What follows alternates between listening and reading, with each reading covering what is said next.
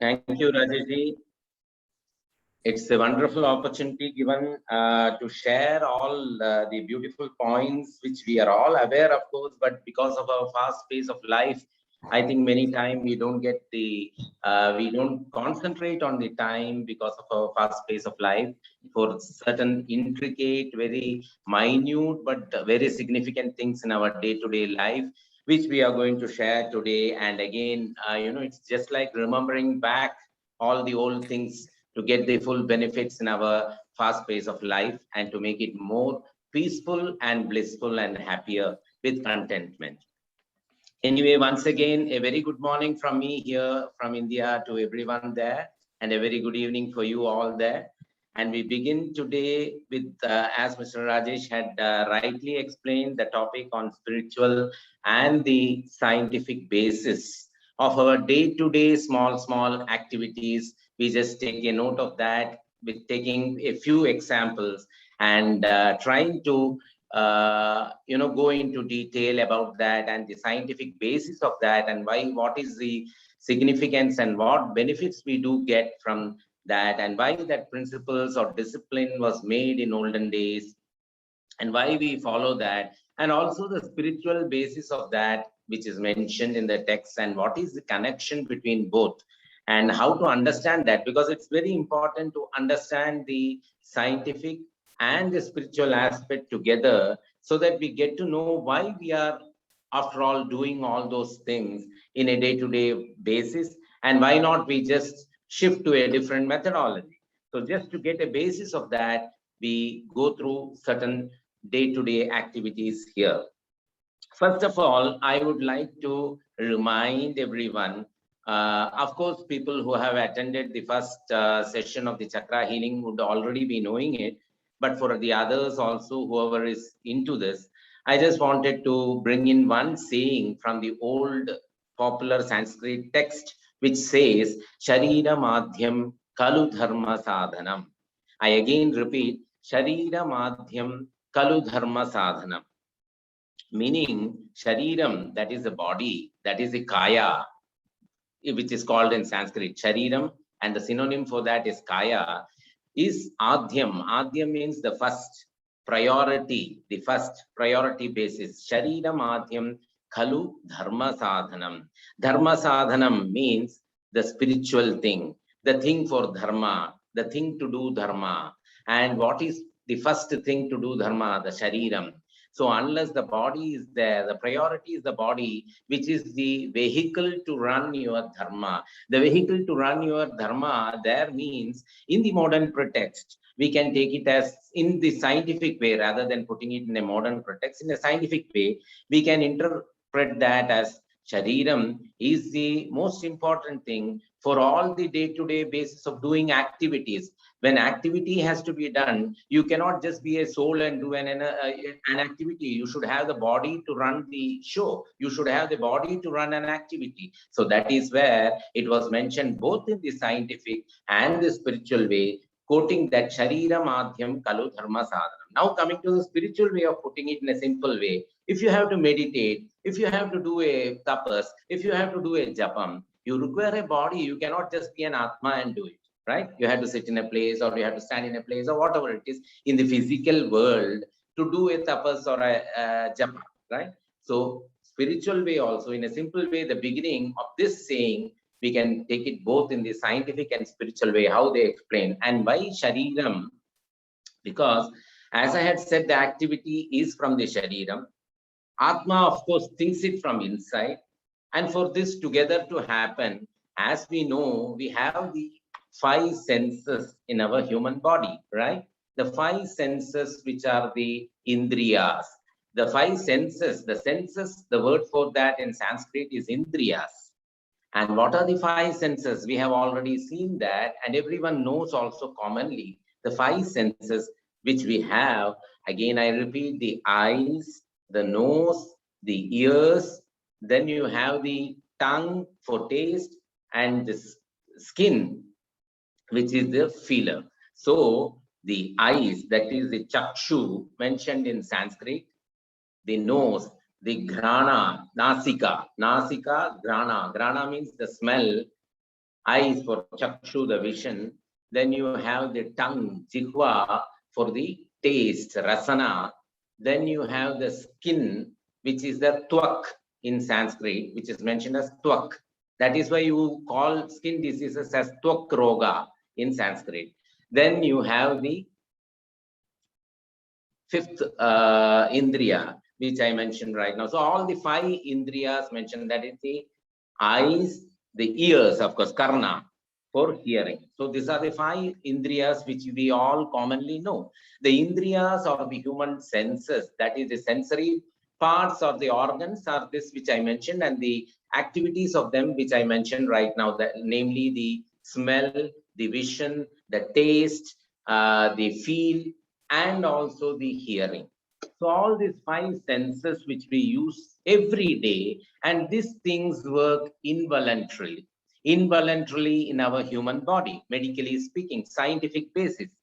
So now coming here, there is another saying which is very popular in our from the olden days. It's very popular in an English saying, in a proverb, saying that early to rise and early to bed makes a man healthy, wealthy, and wise. Now we try to decipher this particular saying, just like we did with the Sharira Madhyam, Kalu Dharma Sadhanam, because both are interlinked. You can find the meaning once we decipher this also. You can relate both and see how beautifully this saying has, both the sayings have been made, whether it is Sanskrit or whether it's English, whatever be the language. Early to bed, early to rise. Here I convert it into early to rise because we are now from India talking in the morning. And of course, for you, it is early to bed, but we should not go now to bed because we are undergoing this class. And after that, the workshop, and then we go to bed, early to bed, of course. But the saying, why it is mentioned that way? Now we take early to rise. We just split that one particular sentence or the word, the phrases, and I am trying to decipher that for you. Can anyone guess what happens when we rise early? Early, what happens when you get up early? Suppose you get up at, say, around 5:30 or 5 o'clock, or maybe a little earlier to that. Now coming to the olden days saying, that time period between 3:30, almost 3:45 to 6 o'clock, rather than 6 o'clock, 5:30 in the morning, before the sun rises, is known as Brahma Muhurta. It is mentioned as Brahma Muhurta. Anyone who wants to note down can also note down the points, which will be very relevant for our next second level of classes in the aura also, because a lot of things are connected to this. Because it's all a holistic approach to a particular science, which is spiritual also. Brahma Muhurta, why it is mentioned as Brahma Muhurta? That period, which is from 3:45 to 5:30 in the morning, that is the early to rise time, which is appropriate according to the scientific way also. Why so? That is the time when your hypothalamus in the brain, that is the one gland, the Sukshma chakra, which we mentioned in our aura classes, which is in the center point of your brain, the behind brain, by the back brain, and the center point, which is linked to the Brahmarandra chakra, which is the portion which is, as I had mentioned earlier, I am repeating that for the, gain of other people who have not attended the aura in this session, whoever may be there in this session anyway.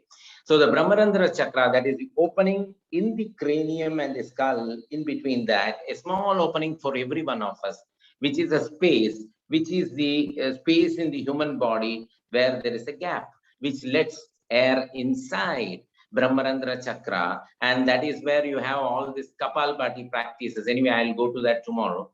So now coming back to this, the Brahmarandra chakra is a portion which absorbs a lot of oxygen and ozone. In the early morning Brahma Muhurta time, that is the time which I mentioned now, is a sentence before, that is the time when the atmosphere is full of ozone, which is O3, oxygen O2 and O3. Both are very important for the human body to get oxygenated and to remain fresh, and to create a lot of metabolic activity in the body to make it non-toxic and to remove the toxins of the body. This is a scientific principle. So when you get up early in the morning, when you get up, especially during the Brahmarandra Muhurta, any time between 3:45 to 5:30, before the sun rises, before you have the sun slowly rising, before that, when you get up, you get a lot of ozone and oxygen into you through your Brahmarandra chakra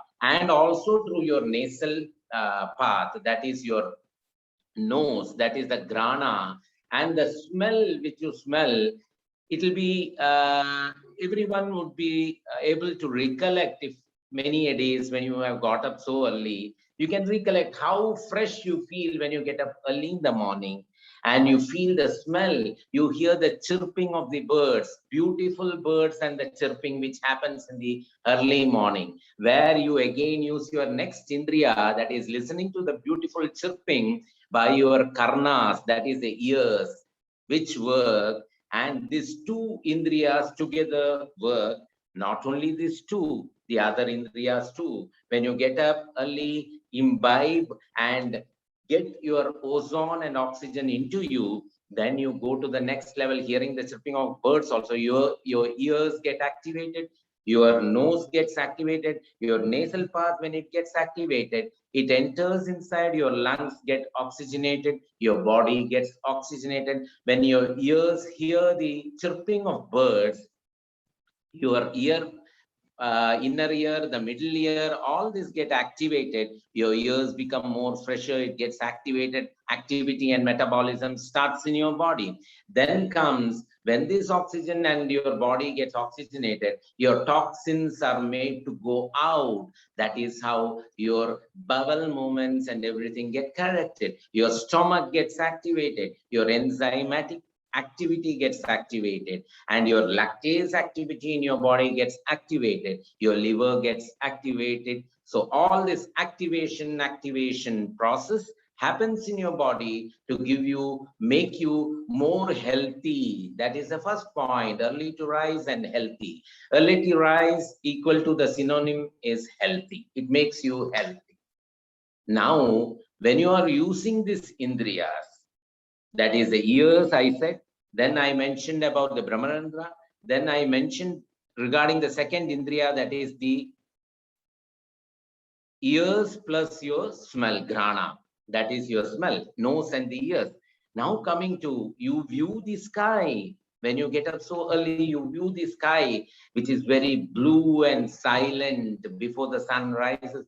But blue, a sublime blue, giving you a feel of bliss, giving you a feel of silence, giving you a feel of eternity, which is really calming your mind. So you use your next indriya, that is your eyes.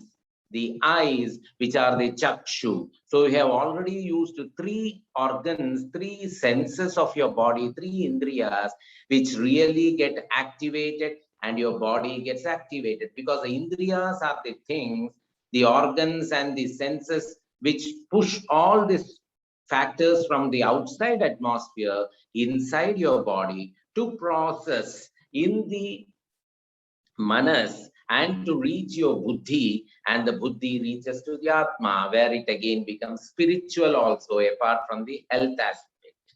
Now, how spiritual it becomes? It activates your chakra. What is the chakra? We had mentioned earlier, the chakra is the nerve plexus, but the inner chakras are the endocrine glands where hormones are secreted. So it's interconnected. You see how beautifully this saying has been made so simple for a layman, but which has a profound meaning. And how come you become wealthy? You become wealthy when you are healthy. You are healthy, your brain works. You're healthy, your brain and thinking works. Then only you sit and work and make money, or you become wealthy, right? That is the simple way of putting it. And how come you become wise? Once you are wealthy and healthy, definitely I am sure that everyone becomes more wise rather than VIC wise.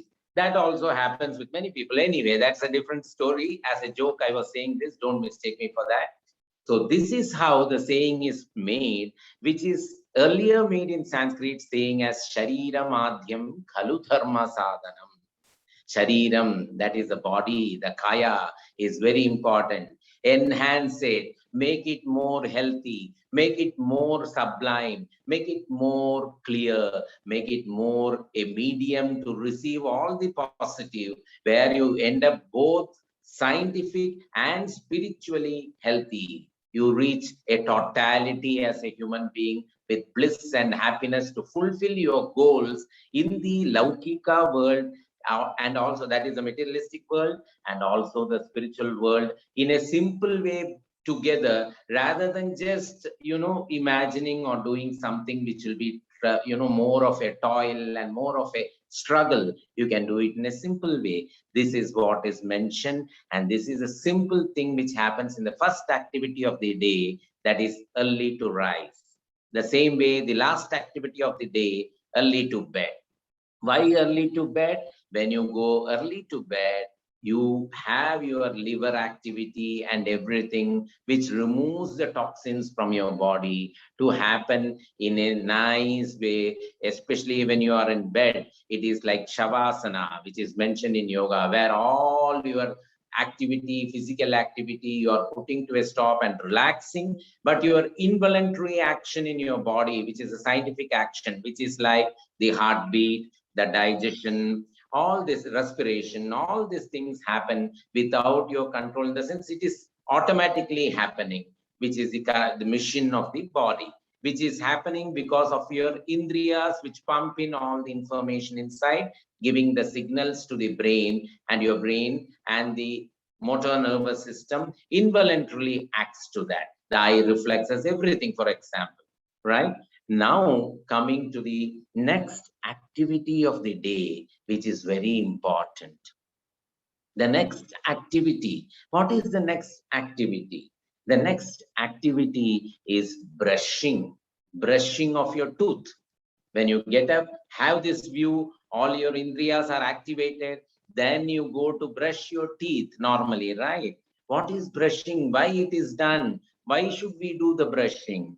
We normally know in a human level, even a child knows that it is to clean the teeth. The teeth accumulates the tooth accumulates a lot of all the dirt, all the things you eat in the previous day, the whole night you sleep, all your activity, as I had mentioned, the liver secretes and digests all your things, and the bile content is secreted, lot of gases come out, you have a lot of accumulations and microbes which digest your things in your body, that comes out in your tooth.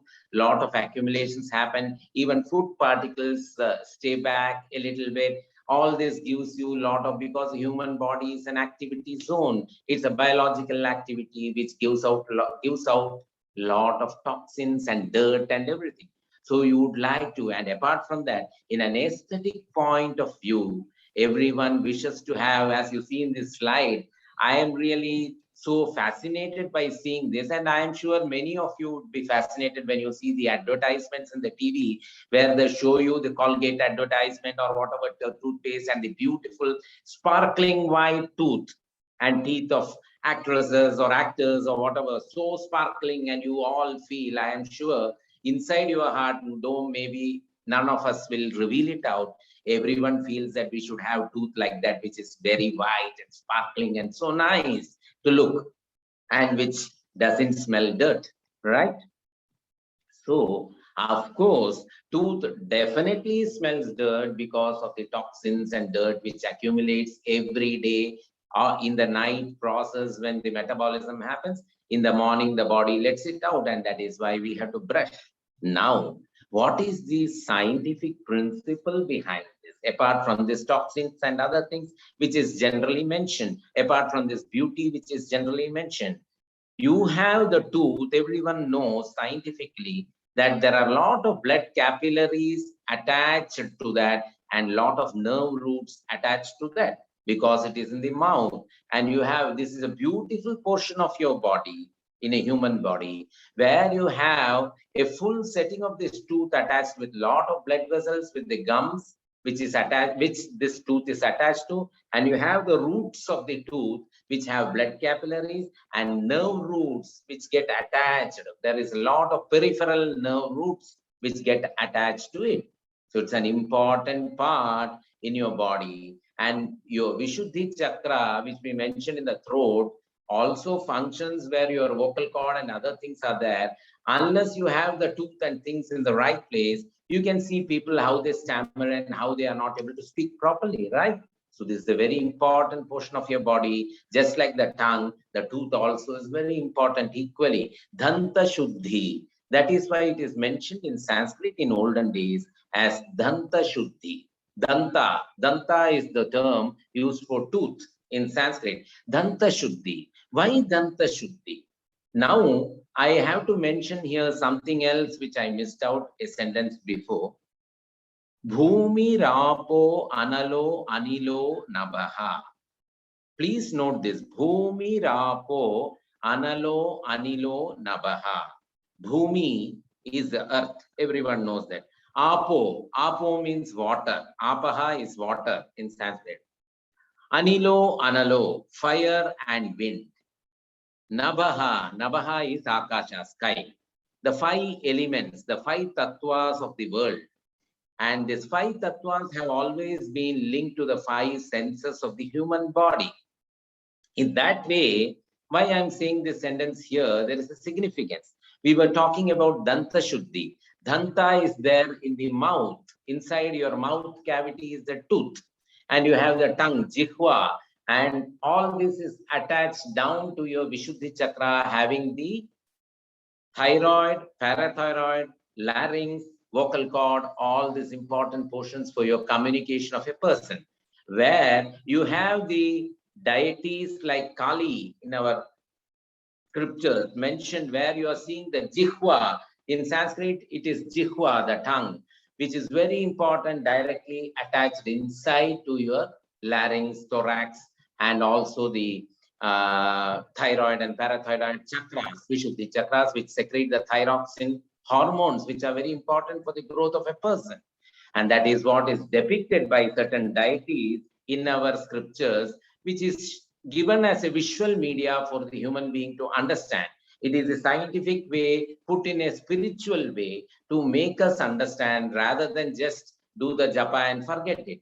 How? Why Kali is showing her tongue so long? You see there in this picture, in the slide, and many would have visited and would have already known the Shakti Pitas in Kali Ghat in Calcutta and the Dakshineshwar. Dakshineshwar Kali mainly where the Vigraha, the idol has Kali showing the tongue like this. Why that depiction is done?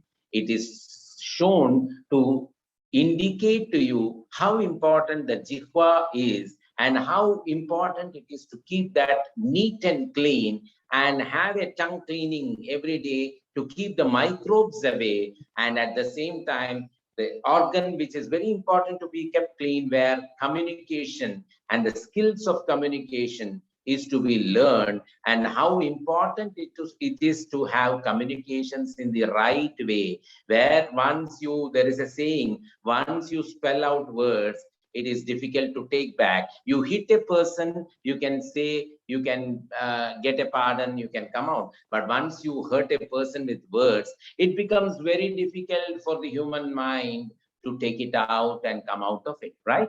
This is a normal thing which people say. And this is what is depicted by the deity, showing the tongue so long. It is not just to show the fear and this thing for a person. It is to indicate how important the Jihva and the Danta is. Danta is equally important because it is along with the Jihva, and how important brushing is. And that is a reason in our everyday practice, both spiritually and scientifically, we have been doing this, but we have been doing all these things in a mechanical way, not understand. Of course, we know this, but in our fast pace of life, we are not even realizing the value of it. The value of it, why I mentioned is, there is a saying, they always say, even in Tamil and all the other languages, when the eyes are there, you don't realize the value of the eyes. I'm literally translating. The same way, it is not only the eyes, any organ, any part, anything, you go to a dentist.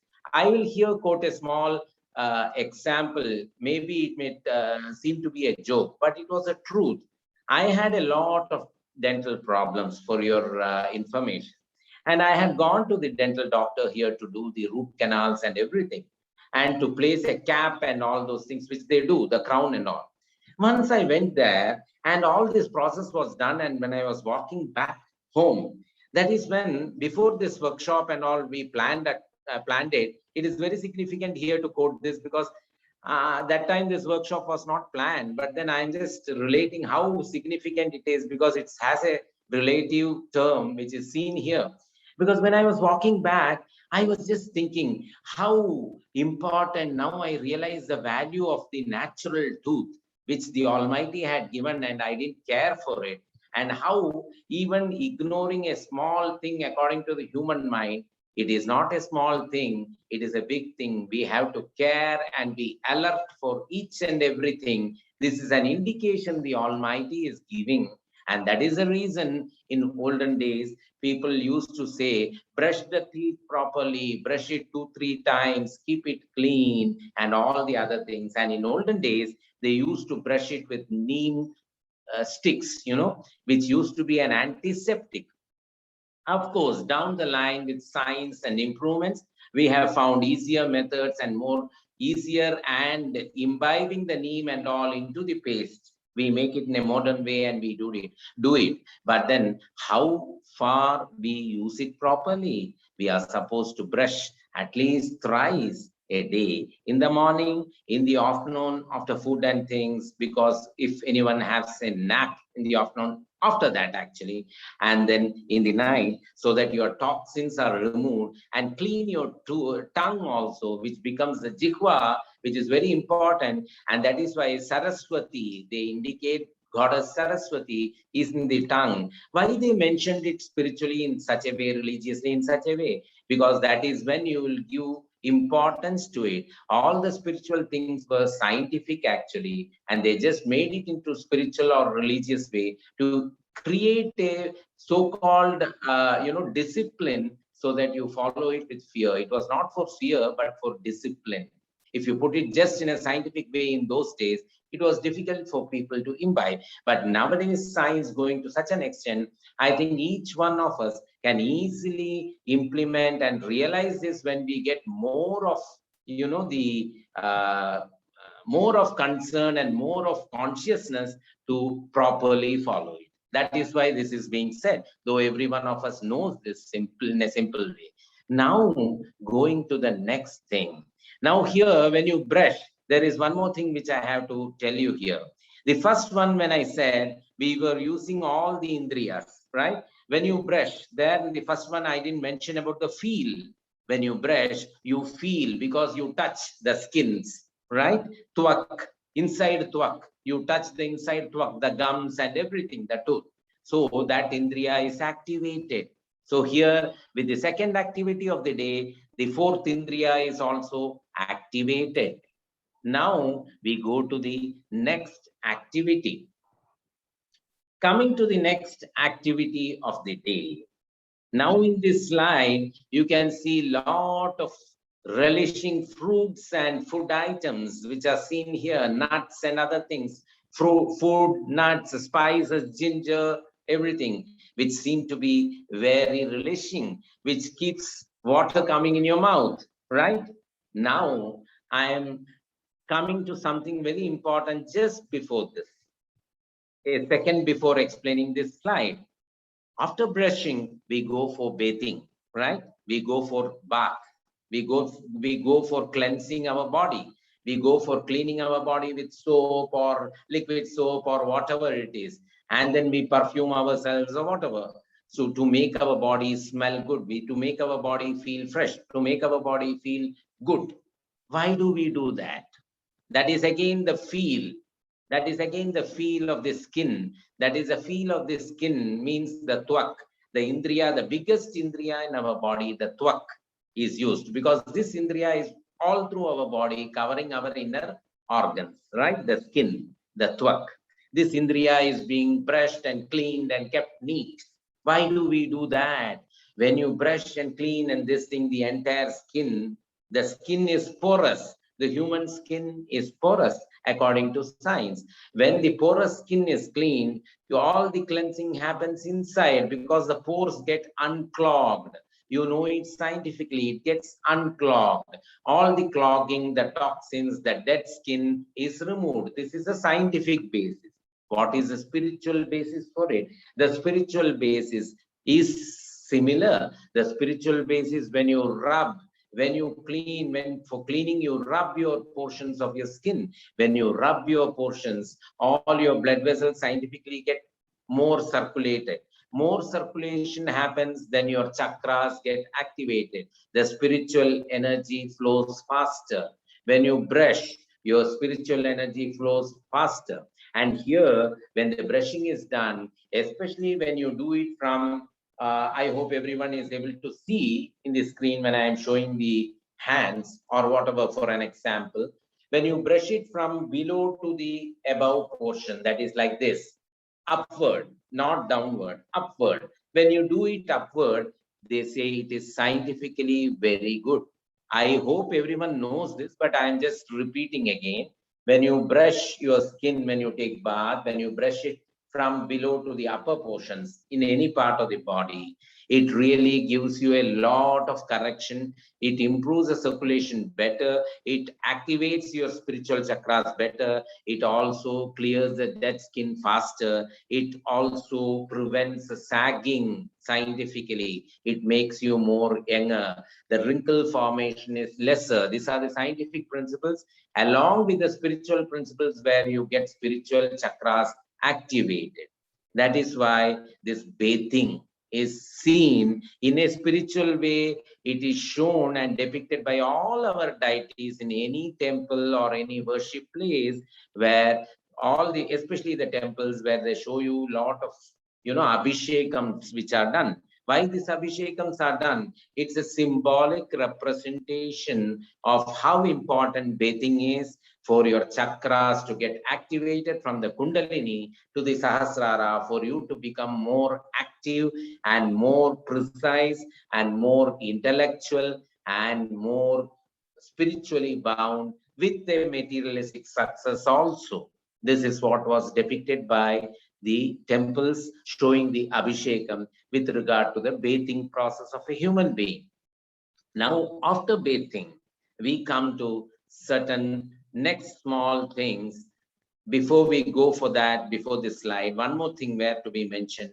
We go for all these prayers and other things, which I will mention tomorrow in detail regarding the prayers and things. I just mentioned it here.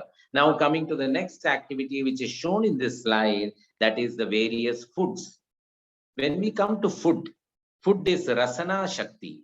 That is your next Indriya, that is your tongue. Taste that, taste. Taste is what is called as Rasana in Sanskrit, and that is done by the tongue. That is why they say taste buds. Here, there is something very rather than surprising, I should say there is something very relevant. Nowadays, we use all the scientific terms and olden terms for branding of lot of things. In the market, we get lot of spices under a brand name called Taste Buds, Taste Treasures, lot of brands in India. It's a beautiful term which they have used, combining the olden sciences and the modern terms for branding products, because it is very significant that they have named all this for food products. And food products are for eating, and food products are for consumption, and food products are for tasting. And the tongue tastes all these things. And the tongue has various tastes, because we are people who eat a lot of different kinds of foods. We eat a lot of different kinds of foods. But then here again, there is something very important. What does food do? Food is something which goes inside our body and gets digested by our liver through the bile. And all this gets, the nutrients gets distributed to our body parts through our circulatory system to various organs of the body, giving them growth and fitness and everything. Here, what is the quality of food we have? That is very important. What is the quality and how it influences our body, both scientifically and also in a spiritual way? In a spiritual way, everyone would have already known by hearing a lot of time from different people that there are three gunas. Gunas meaning three characters or three ways of, the expressions of our characters, three types of qualities rather of a person. Sattva, Raja, Tamas. Sattva, Rajas, Tamas. Three types of qualities. What is Sattva? Sattva is Sattvic. Sattvic Bhojan. Sattvic meaning pure, rather than pure, I should say simple and natural food. Simple natural food. So what are those simple natural food? In olden days, in Stone Age or whatever, people used to pluck. They used to stay in forests. They used to pluck fruits. They used to pluck vegetables from the plants or trees and then eat them raw. Vegetables, fruits, and all those things, which are more of, having all the natural beta carotene, having a natural cytokinins, having natural lecithins, and having a lot of thiamine, having a lot of folic acid, and all this vitamins and minerals, zinc, selenium, and all, which we now in the modern scientific world say all these names, right? These are foods which have that in lot of natural radicals in a natural form rather than as a tablet. Because when you are making a tablet in the scientific way, the tablet is made with also a gelatin cover and a lot of other chemicals to cover it up. There is no other go. You cannot give it just like a powder. So because it has no shelf life, you have to give a shelf life. So you have to put a certain chemical content and then cover it up with a gelatin and then give it. So you have a process where it is made artificially. And once it is made artificially, what happens? You have also the effect of the toxins along with the positive. So you have both as a package. So it doesn't give you a full content. It doesn't give you a full effect of a Sattvic Bhojan. That is why Sattvic Bhojan in a natural form is supposed to be very good for you in terms of nutrition with all the vitamins and minerals required for the growth of the body, for the strength of the body, rather than growth, the strength, because proteins are the ones which are required for the growth of the body. Minerals and vitamins scientifically are for the strength of the body, right? So now the Sattvic Bhojan, what does this do? Why it is called Sattvic? Sattvic meaning it gives a very sublime, very soft and mild nature in a person. How does this happen? Because when these vitamins and minerals scientifically get into your system, and as I had mentioned, get digested by your liver and go to the bloodstream and go to different organs, the flow of blood becomes more easier with all these minerals and vitamins in a natural way, because the flow doesn't have any concentration of your blood. It doesn't become thick, because these vitamins and minerals free flow in your body and it reaches faster to your cells and the blood vessels and to the organs. So it becomes more easier. And that is why what happens when such a thing happens, when the metabolism happens in such a way, the person doesn't feel heaviness. The person feels more mild, more softer, because the content is like that. That is why it is mentioned as Sattvic Bhojan, Sattvic.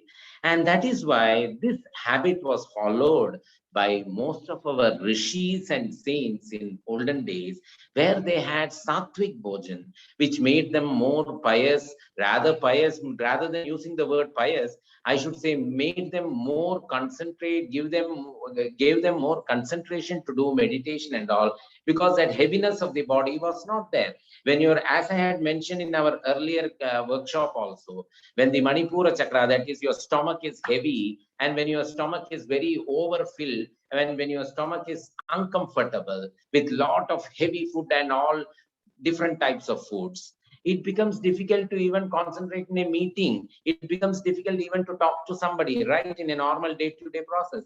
This is the same thing with saints and all. When they used to do tapas, when they used to do meditation, the stomach has to be light, and at the same time the strength of the body as I had mentioned, Charira Madhyam Kalu Dharma Sadhanam. The strength of the body had to be maintained also. So for that, they had to take all these fruits and vegetables in a natural way, which nowadays in a scientific way, but in a very commercial way, it is available in Subway and all in a big way, saying that salad, right?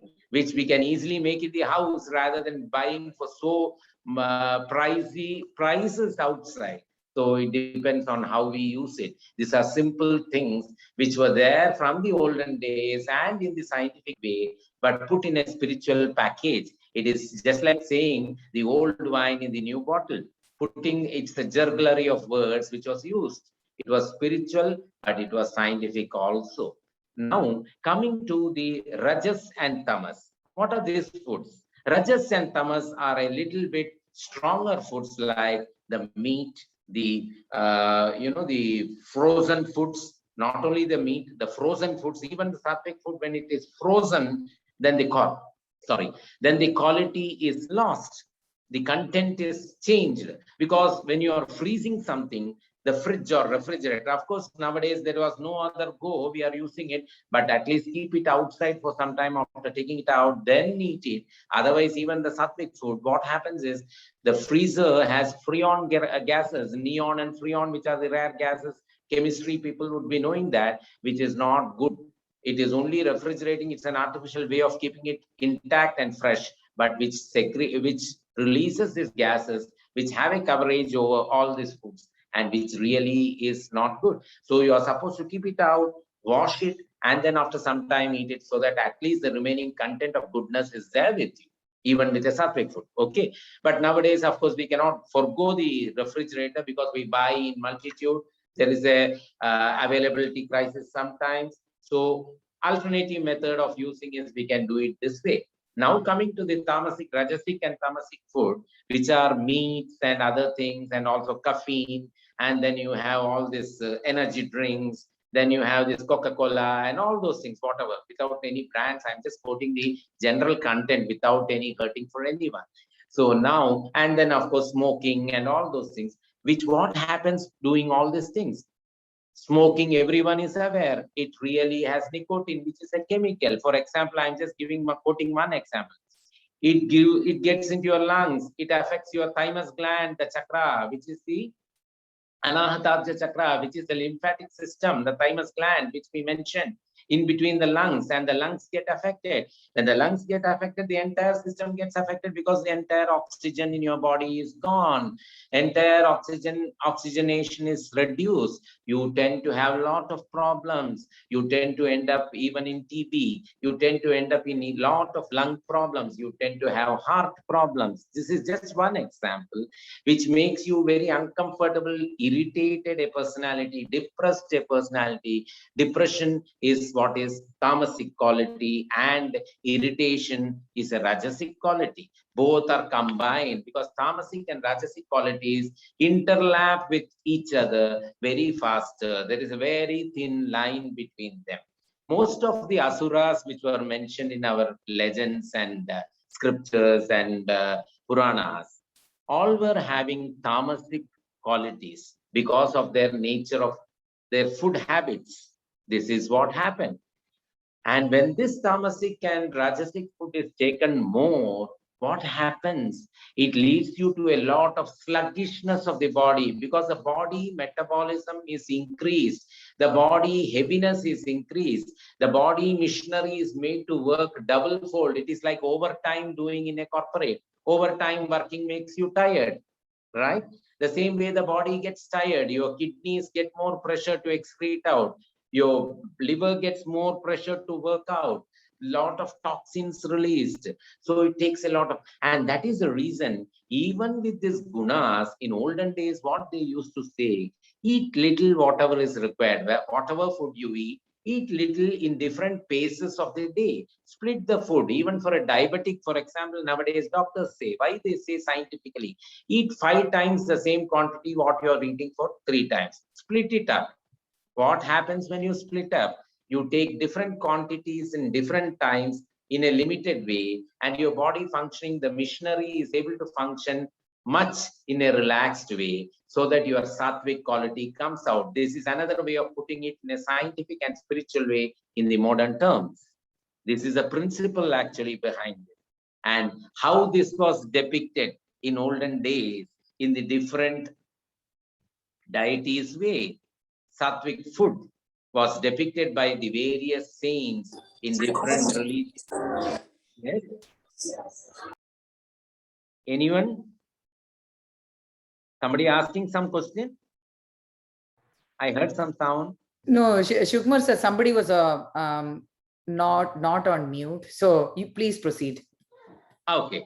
So as I was mentioning, so in olden days, you can see this was depicted by the various saints in different religions. They used to have that sattvic quality of food, and that is how they were able to meditate in a proper way. And at the same time, the sattvic food was depicted also in our scriptures and in many temples, where you can see deities being given Nevedya with lot of different things, lot of fruits, lot of curd, lot of small things which everyone is aware. The different various foods which was kept in temples, and different various foods which was kept in different worship places, which was more of sattvic. Over the days, we have ended up with dumping lot of food inside our body, increasing the metabolism and putting pressure to our organs, and then ending up with lot of health problems. I think which can be avoided, at least from now, when we follow by at least keeping a split up of food for 4 to 5 times, instead of the same 3 times food to be split up into 4 to 5 times with limited quantities, which really helps the body and hydrate the body with lot of water. Because as I had mentioned in the beginning, Bhumi Rapo, the body, just like the world, the Almighty has created a depiction very clear in our body also. Just like the world, which is covered with 3/4 of water, our body, if you imagine, is also 3/4 of water in different ways. The lymphatic fluid, the cerebrospinal fluid, the hydrochloric acid inside your stomach, the blood in your entire body. It is full of water only in different forms, right? 3/4 of your body is water, and inside that is your organs, which is floating, and it is covered with your skin, which is the twak, the indriya. How beautifully this engineering marvel is created by the Almighty to depict. And this is the architecture which is shown by the Almighty, and which is what we are trying to depict out in various buildings and all in our construction. Already the Almighty has made this engineering marvel inside us. If we once at least have a rethink and relook inside ourselves, I think we will end up very healthy, blissful, and happier more than what we are today. Just think, relook on yourself, introspect your body, relook on yourself, have the aesthetic sense of your body, which is very important, which creates a lot of positive aura also outside you and to the world and to yourself, to make you more healthy, wealthy, and wise.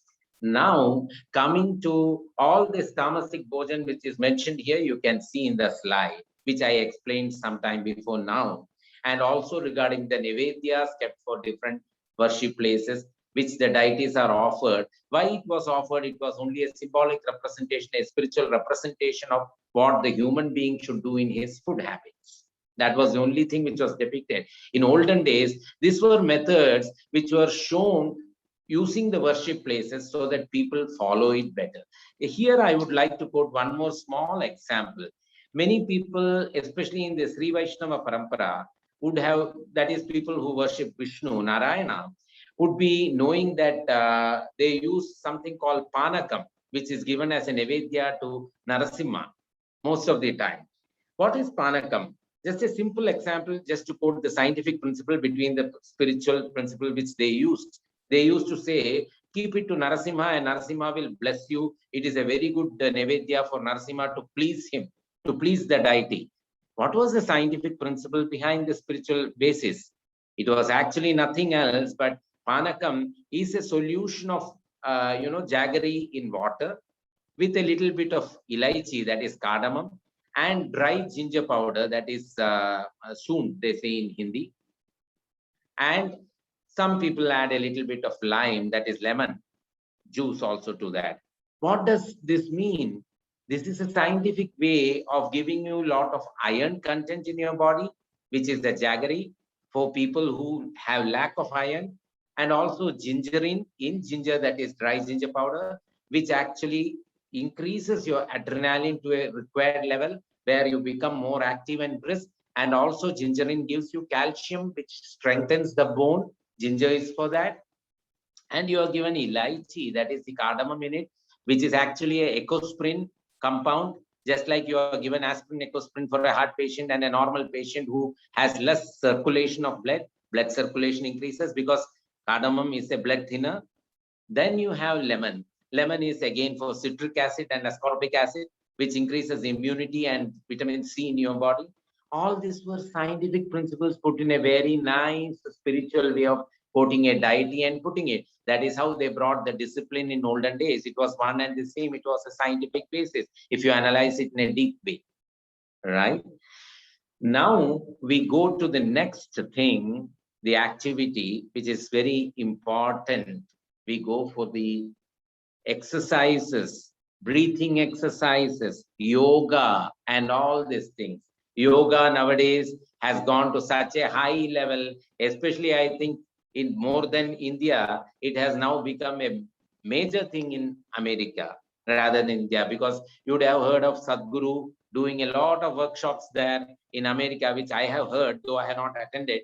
There has been a lot of yoga, even in UAE, Dubai, and all the other places, more than in India right now. Though yoga was initially here in a big way by Patanjali and other great saints. Yoga and yogic postures of different ways. The Ashtangasana, which is there, which is the basic 8 postures. And you have the basic simple breathing exercises, which in olden days we all used to do. And men used to usually do the pranayama every time in olden days. Of course, women too. But nowadays, I think we have most of us, the fast pace again has led us not to concentrate on such things where we don't get time. But actually, if you devote at least 5 to 10 minutes a day to at least do the breathing exercise, or maybe Kapalbhati is a little more extreme for people in the normal way, maybe, but people can try that also. And also you have, there is something called yoga, of course, is there, the lot of asanas, but everyone is not aware of it because you have to have a yoga practitioner, then only you can learn to do it, of course. But breathing exercise and Kapalbhati, anyone can do in a simple way, right? So try to do that. What happens when you do the breathing exercise? When you deep breathe inside and when you let it out, your lung capacity increases. Scientifically, everyone knows this. The lung capacity increases. Why? Because the lung is only a sac, like a cotton ball. It is inside. The lung is a sac of alveoli. They call it alveoli inside the lung sacs, which has to expand. Then only the blood flow happens properly. Then only you are able to breathe properly. When breathing happens normally, then only you are able to feel comfortable. Otherwise, you develop a lot of headaches. You develop a lot of suffocation. All these physical disabilities which come out and exhibit outside. But inside, what happens? What happens inside your body once this breathing exercise happens? The oxygen flow increases and your body becomes more purified. Blood flows inside, your circulation improves. When again, coming back to the spiritual basis of it, you have a lot of concentration because your pineal chakra, that is the pineal gland, that is the third eye activation happens. The third eye activation, which we mentioned earlier in the workshop. Third eye is the pineal gland in between the endocrine gland, in between your both eyes, which is the main gland which secretes the melatonin hormone. Melatonin hormone is the sleeping hormone, as I call it simply in a simple way, which is a sleeping pattern governing hormone in any person. Unless the sleep pattern in a person is right, unless there is sleep for a person, suppose you imagine you don't sleep for 10 days, what happens? You tend to have a lot of health problems nowadays, right? The doctor says you are developed a lot of health problems, sleeping is not there, that is why having depression, you are having lot of aggression, you are having lot of disabilities and all those things. What happens? Because sleeping is something very important for the body, for correcting your metabolism, for bringing out all your toxins and excreting it out from the body. So that sleep is an important part of a human body. And that is why in olden days, there was a Sanskrit saying that Nidra Samadhi Sthitihi. Nidra Samadhi Sthitihi. Nidra is sleep. Samadhi Sthitihi. That is like the Shavasana in yoga, where you relax your entire body parts and sleep. For that, melatonin secretion in the right way is required. Melatonin secretion is done by the pineal gland, that is the Ajna chakra, the third eye, which is mentioned in chakra theory, the third eye. But in scientific way, it is the pineal gland. And in the chakra theory, you call it as an Ajna chakra because that orders the body. What it orders, why, how it orders? It orders because it secretes the sleeping hormone, and sleep is required to relax the body and re-energize, regenerate that. So what happens when you do the breathing, how it is connected? When you do the breathing exercise, your body gets more of oxygen, which cleanses the body and makes it more relaxing, and it gives you a nice sleeping pattern, activating your third eye. And once your sleeping pattern is corrected, your body becomes more receptive to receive and becomes more alert to gain all the things from outside. You become more alert, you become more active, you become more intellectual. This is what happens. This is a scientific and this is a spiritual basis encompassed together with this theory of breathing exercise. The same thing happens with Kapalbhati.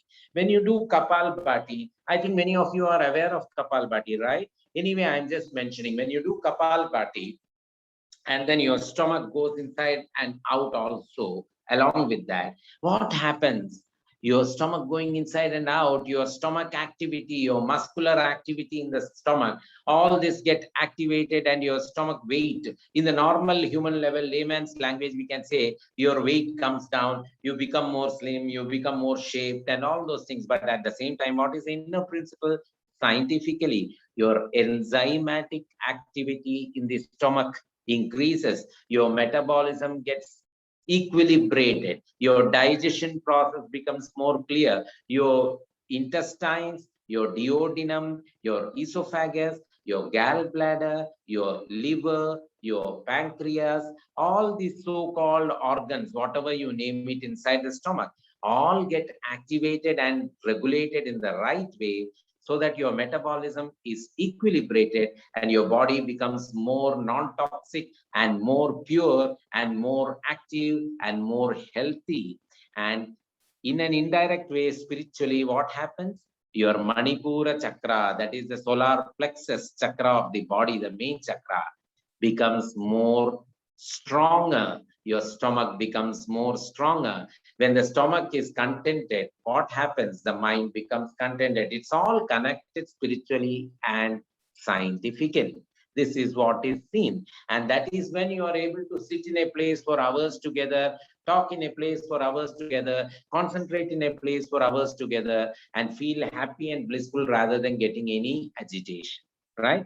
And you are becoming more alert also by that process. This is what happens with doing all this activity. And now coming to the yogic positions which we mentioned in yoga, the Ashtanga Yogasana. One of the simple yogasanas was here in the slide, you can see. One of the simple yogasanas for anyone to practice in the initial stages will be a Padmasana or an Ardha Padmasana, at least an Ardha Padmasana, or even simply at least sitting in the normal way in the floor with a mat or whatever, and with both the legs folded above you, which really what happens when you do that, you are sitting in a straight posture where your spine is in the straight way, where the flow of energy from your lower spine, the Kundalini, the spiritual way putting it, reaches, the flow becomes faster to your head, the Sahasrara.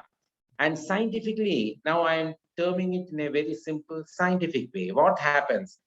The Kundalini to the Sahasrara is what is the meaning of it? The cerebrospinal fluid flow from the up to the below happens easier in a straight way, regulated, entering into each nerve with no obstruction in it, and the flow becomes easier from the C1 of your cervical spine to the L5 of your lower lumbar spine, so that you don't have any sort of all this spondylitic problems, arthritic problems, your disc prolapse problems, your slip disc problems. All these things are avoided. You don't get this back pain and all these silly things which happens and really troubles many of us nowadays because of our postures. The posture correction happens here. That is why the great saints have shown us how to meditate. It was not just to show us the spiritual meditation process. It was actually a depiction of the scientific process in a spiritual way. At the same time, when you do that, what happens? Since this chakra gets activated, your spiritual aura, your halo comes out from the ring to the band, to the halo, as Mahababaji is depicted here, as Jesus is depicted here, with the halo around them.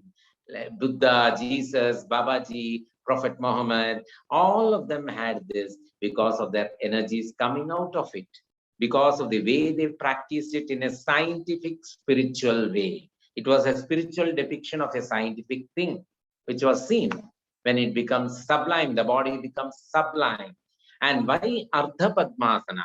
Ardha Padmasana is keeping one leg above, if possible, a little bit of strain, but then practice will make it perfect. And that really what happens when you do that, that either way, you can keep either conveniently, each one according to their thing, they can keep either the left or the right above the other. You can see here Buddha keeping it that way. Of course, Anjaneya in this slide is keeping in a normal way. It is not a Padmasana, a normal way, but with the mudra of the hand like this, that I'll come to later now. So, yes. I continue? Sure, Shivkumar sir. Somebody was had unmuted. Okay. So Buddha, you can see almost in Ardha Padmasana. Ardha Padmasana, when you do what happens, when you do an Ardha Padmasana, what happens is the Mooladhara chakra, that is near the L5, your disc becomes more stronger. It enhances the disc strength of the vertebra. When you have a full Padmasana, actually the entire lumbar spine becomes more stronger. That is what was the scientific principle behind it. But they put it in a spiritual way, saying that the Kundalini flows. And of course that happens, but that was a spiritual way of putting it. That is why saints used to follow Ardha Padmasana and Padmasana, both depending on their convenience and the methodology of their meditation. It differed. Whether it was Buddha, whether it was Jesus, whether it was Prophet, whether it was any saint, Mahavir, Babaji, all of them followed that. You can see that because that were all yogic positions, yoga postures, and that was a practice. That was a practice. Even they had the breathing control exercises along with that breath control, breathing and letting out, deep breathing and letting out, keeping the breath inside for some time and letting out so that the lung capacity increases.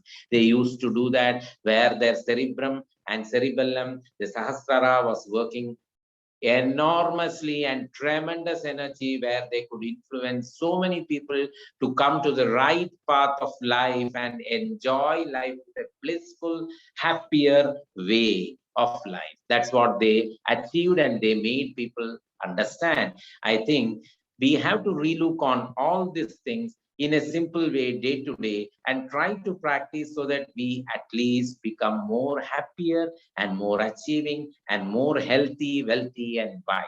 Now, coming to certain other points here which I had to mention. When we were talking about this exercises, Ardha Padmasana and the Kundalini and the chakras and also the scientific principles behind it.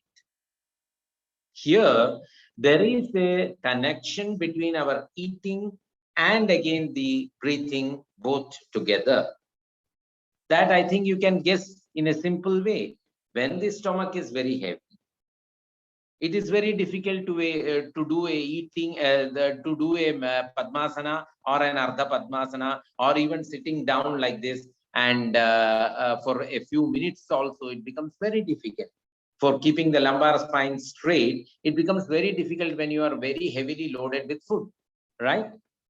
So there is a connection, and that is where that connection has been told in such a way that you have to have a split meal, which I had mentioned earlier, which gives you room and space to concentrate on doing the breathing exercises, where your energies are all corrected in the right way. So each one of these activities, what I meant to say is, from the beginning, if you see, each one of these activities, that is early to rise, early to bed, brushing, bathing, eating habits, sattva, raja, tamas qualities, and monitoring that, and then whatever prayers or whatever, then breathing exercises and all these things. And here we have to also mention there is something in the modern ways also which is good in a healthy way for simply for everyone to adapt to, which will be more easier. That is the gym and health practices, which is equally good to shape and maintain the body in the right way.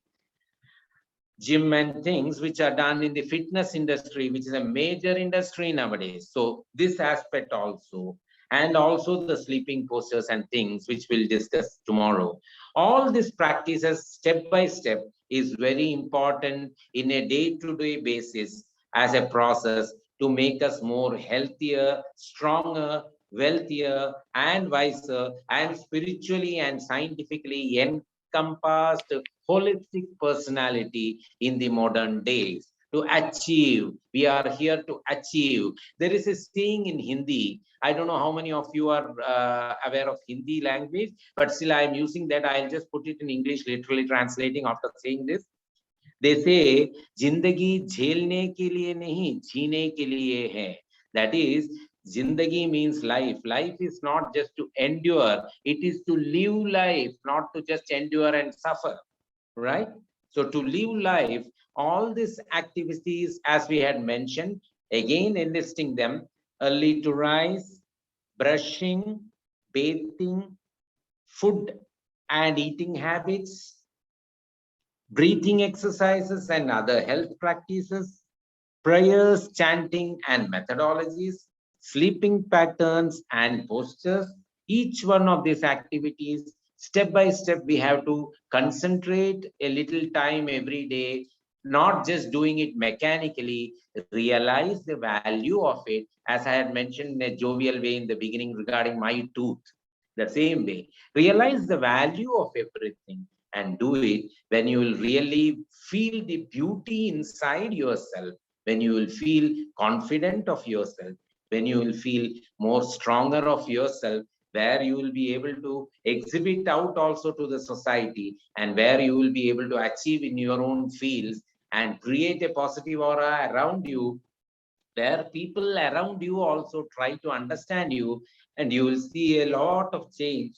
Sorry, where people will understand you and where people will appreciate you, and you also feel more blissful, and they also become more successful. So you are indirectly doing an NGO activity like terms, in the sense you are really helping the society to improve by yourself improving first of all.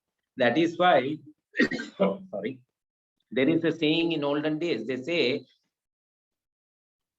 we have to first practice before we advise somebody, because once you practice and you get the benefits of it, then you realize that there is something really true in it. Then you realize the beauty of it, when you will feel very happy to give it to others.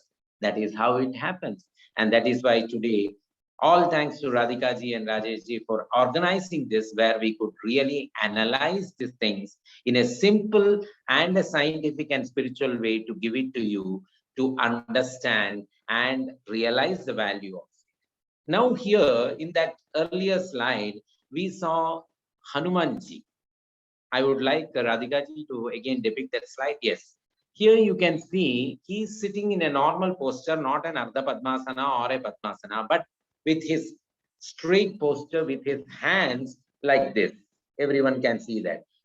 Are you able to realize, many who have attended this chakra healing session earlier would be aware that this mudra was mentioned for one particular chakra. If anyone is able to realize that, I think everyone will be able to realize that. The mudra which is kept by Anjaneya Swami there in the hands, you can see that. That is a mudra for one particular chakra, which is the main chakra in our body, right? If I remember right, and if you remember right, this is more likely to be the Muladhara chakra, the root chakra, right? Which is the strongest chakra in our body, which is the lumbar spine L5 area, which is the Muladhara chakra, which is the chakra, which is the root chakra, which where the Kundalini energy is there and where the spleen of the human body is there, which is a very important organ for the red blood cells to be formed in the human body. Anjaneya Swami, an achiever and of impossible, an achiever of impossible, an embodiment of power, a powerhouse of impossible deeds, which were done in a very, very nice and in a great momentum. So that is why we always depict Anjaneya Swami for anything where there is requirement of momentum of deeds. That is the speed of deeds. And this is a pace of life when we are all in the midst of the so-called, I think now we are slowly coming out of it, the stupid COVID situation where we all are stuck and we have to now get back to our momentum. And the momentum comes with our realizing these activities. We have to shape our activities in our everyday life to reach the momentum of Anjaneya Swami, or to reach the momentum of Jesus, or to reach the momentum of Prophet, where they were able to influence and achieve the entire society.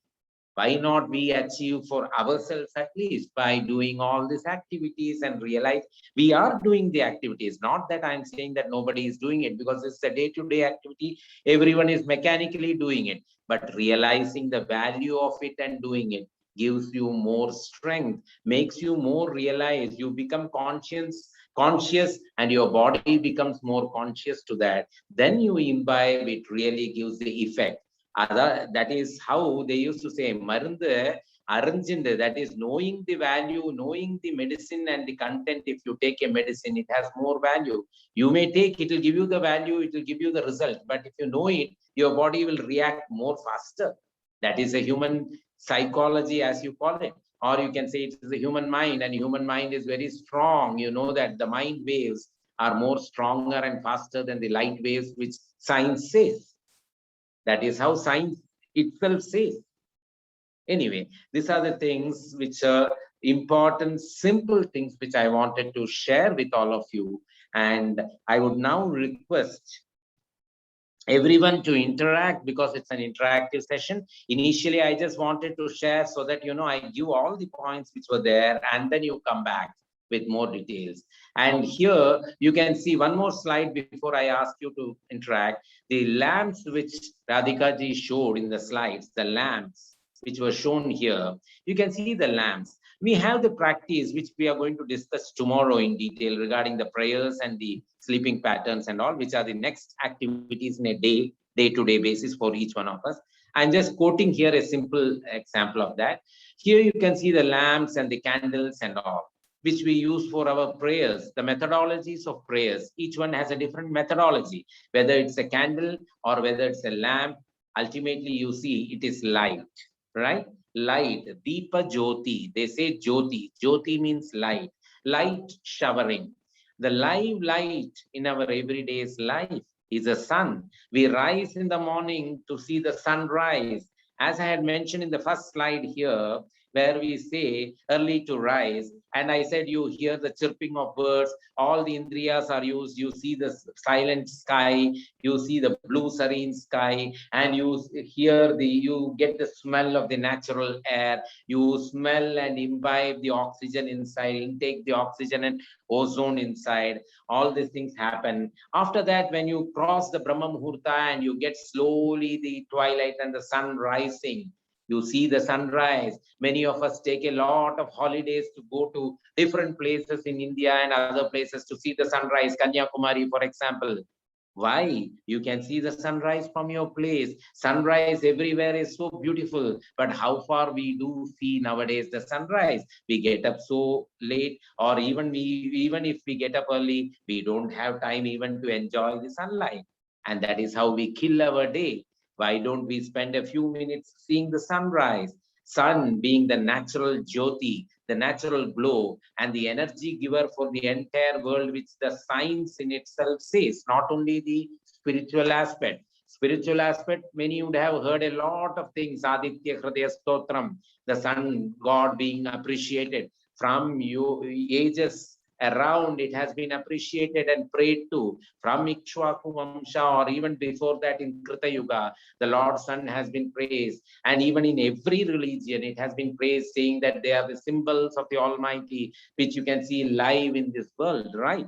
And science also says there is nothing beyond the sun, which is the most energetic thing in the whole world, in the universe. And that is where we drive all the energies. We now in science use lot of solar energy, solar this thing to even run airports. In fact, our place in Cochin is one of the airports in the entire world where there are a board and a hoarding has been put that it is the first airport in the world to use entire solar energy for electricity. Not even a single electricity thing, light is being used there from the KSCB, that is the electricity board. It is only the solar panels which are pulling the energy. So imagine the sun, the Deepa Jyoti, like that, the Jyoti. So when you see the sun in the sunrise in the morning, that itself gives you so much of pleasantness in your mind in a scientific way. At the same time, in a spiritual way, that itself becomes a prayer to the visible symbol of the Almighty and the living God in front of you, rather than any other God. It's the living God, the symbol of the creation, the symbol of the ultimate illumination, the light, and from which we have learned the industry of lighting, which is now in the rise with electronics and electricals in the all over the world, beautifying different places with different colors of light. The festival of Diwali, the festival of lights, the festival of lighting in every tourist spot. For example, you have the beautiful lighting of Atlantis in Dubai, or beautiful lighting in different places in America, where you really enjoy by spending your money, you go for a vacation. Why don't you spend a few minutes in the morning seeing the beautiful sunrise without spending your money itself, where you feel more pleasantness, right? When you see the natural light. Of course, there is beauty in your human created light, but first enjoy the creator's light to make you more healthier. That sunlight, which gives you a lot of vitamin D, scientific benefits are also imbibed by that. So this is what is mentioned. I had to just tell you all the small things which you already are aware of, just to make you more understand.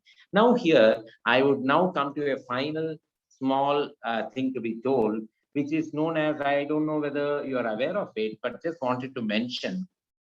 Later on, maybe when some workshop for one day, just a single day is made for 1 hour or so, we can do that, which is very interesting, which is known as Bhavanopanishad. There are Upanishads, which are Vedas translations. 4 Vedas, which are mentioned in our ancient days, they have been transliterated and translated into Upanishads in extensive way. And one of the Upanishads is something scientific known as Bhavanopanishad. Bhavana is thinking and imagination, extrapolation of ourselves. Bhavanopanishad is the human body in different parts and different scientific ways, and how and what happens inside it, and how it is to be deciphered, and how it is to be analyzed and utilized for our own health. The activities of our day-to-day, which we mentioned in a scientific way now, has been mentioned in a very beautiful, religious, scriptural, and spiritual way in what is known as Bhavanopanishad. Just wanted to mention. So why I mentioned the word is you can go through that whenever you get time to, and else we can make a workshop also for it for just a day. And now coming to quote one more thing. people who attended the first level of aura and chakra healing, we are having the second level, which is due to happen depending on your availability. Either we can have it on Saturday, Sunday, the next this thing, 27, 28, or we can have it a little earlier, because already I think first level is over and we have given 3 weeks. The practice is going on, so it has to be enhanced to the second level. Then only you gain the remaining things. So we could do it either on 26, 27 working days, or we can do it on Saturday, Sunday, depending on your availability and convenience. And coordinate with Radhika ji and fix up and let me know, so that if you're ready, then we can go for that and get to more interesting things. And anyone now having any questions, it's an interactive session, so that the last 10 minutes we can have for that. Yes.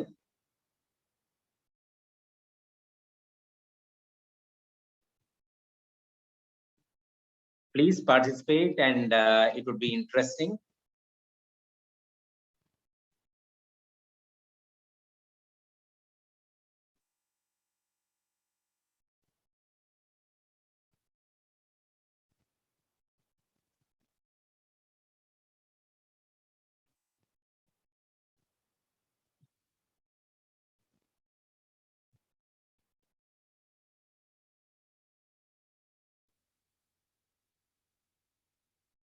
Yes. Anyone there?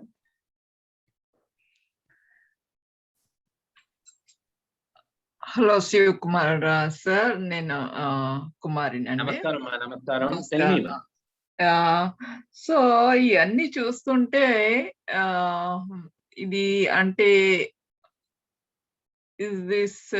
there is no అంటే దేవుడు ఉన్నాడా లేదా అన్నది దేవుడు ఉన్నాడా లేదా అన్నది, this is a beautiful question. Why? Because దేవుడు అన్నది ఏమి concept? What is the concept of దేవుడు? దేవుడు అన్నది, see, మనం when we are depicting it in, say, Hanuman ji, or say Lakshmi ji, say Jesus ji, say Allah ji, or say Buddha ji, or whatever it is. These are the visual mediums which we are showing. Actually, it is only an energy, and the energy is actually within us. And that is what the last, when I mentioned Bhavanopanishad, when you go through that, you will really get to know that it is all within us. It is only that we require as a human being a visual medium to rely on, and we are using our own energies when it is equilibrated in the right way. That is why there is a saying in Vedas also mentioning that Aham Brahmasmi Tvamasti Nasti. That is, I am Brahma, I am Brahman. Inside me is the Brahman, and it is outside also, which we are seeing for our own visual convenience to make us more strong. That is why we require the small activities. That is why I mentioned we are doing it mechanically. Every day మనం చేస్తున్నాము, కానీ అది కొంచెం మనలో మనసులో చింత చేసుకొని చేస్తే we will realize that మన లోపలనే అంత శక్తి ఉన్నాయి. మనమే మనం ఇంత మంచిగా ఈ వరల్డ్ క్రియేట్ చేశామంటే మన లోపల ఆ శక్తి ఉంది. ఆ దేవుడు అన్నది ఏమి, మన అందరి లోపల ఉన్నది ఆ దేవుడే. Ante, that is an energy. Danni we are visualizing in it in a different way. Maybe you are visualizing it as Durga, I am visualizing it as Mahavishnu, some other person is visualizing it as Jesus, some other person visualizing as Krishna. Everything is one and the same, because energy is pure without, is just like the, that's why I mentioned see the sunrise, because sun itself is the living God, because energy is the ultimate source. Adi. Yeah, thank you. Thanks, Andy. Beautiful question. That was really a beautiful question. Really appreciate it. Thank you. Thanks. Mali, thank you. Mali, anyone else?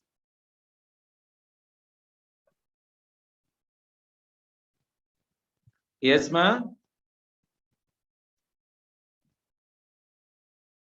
I think everyone is, totally chala points, lot of points together. I think everyone is a little, I don't know how to say that, Rather than stuck, I should say totally filled or whatever it is. It takes time to sink in. But that's why I forgot to mention, actually, yesterday I should have told that everyone have a book and this thing so that a little bit of points to be noted, because this will be useful in the second level of chakra also, which we go for, because that has a link. You would have seen a lot of points were tallying with that. There is a lot of link, actually. Anyway, tomorrow we will go through the remaining portions, which will be more interesting in relation to prayers and chanting and various methodologies which we use every day. And also the last portion of the day which we do, that is nice Sukha Nidra, that is beautiful pace of our life, the sleeping pattern, which is very important for all of us, which I think most of us spend a lot of time, but most of us also suffer without that having in the right way, which is nowadays happening in a big way. And that is why many people have these problems of depression, anorexia, then sleepless, restless patterns, all these things. So how to correct and what are the scientific principles and spiritual principles regarding that? That is what which we'll go through tomorrow, which is a beautiful thing, which has a lot of significance in nowadays life, right? I hope everyone would have enjoyed this, though I know it has been too heavy, lot of points put together. But I think everyone was aware also, because we do all these things every day, as I had mentioned in the beginning itself. Only thing is, we have to now start realizing the values of it, though it may seem to be silly right now. See, I don't know. Now, before finishing, I'll just mention a joke. Don't take it in a bad way. Take it in a very simple way. As a layman, not as Shivakumar, as a layman, I am putting it.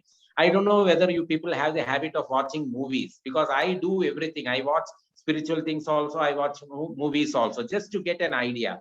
There was a latest movie sometime before of Akshay Kumar, a Hindi actor, showing the movie's name was Toilet. Okay, he was showing the importance of toilet, washroom in villages and all, when they don't have that toilet system and they used to defecate and excrete out in the open, and what was the problems which ladies and other people face and how that important. So initially when the movie opened up with the first scene, everybody was thinking, hey, such a silly thing, why he's showing this as a movie?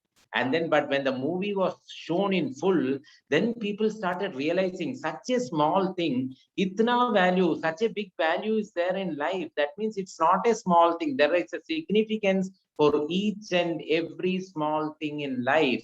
Realize the value of it, then you know the magnitude of it. When you, that is why they say, when the eyes are there, you don't realize the importance of the eyes. When it is not there, when you go for an operation, then you realize, Are Bapre, how big importance this is for us. That is when you realize the value of it. When you lose something, you realize the value of it. But what I suggest is, why we lose, we understand beforehand and try to experience, so that at least we can prevent further loss and be more happier.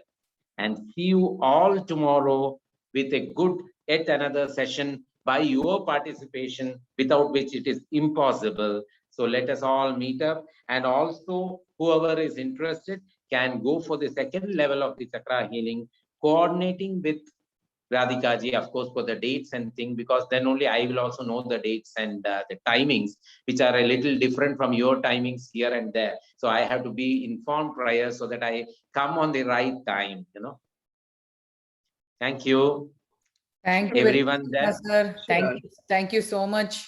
And now I think everyone can go for an early bed, because I know it's 10 o'clock there. So we go with the first slide. Early to rise is over. Now we go for early to bed. Thank you. Have a Sukha Nidra, Andarki Shubha Nidra and Yoga Nidra like Mahavishnu. Have a nice sleeping pattern. My prayers and best wishes for that. Thank you. And come out fresh tomorrow. Okay, thank you. Namaskaram. Thank you, ma. Namaskaram. Namaskaram.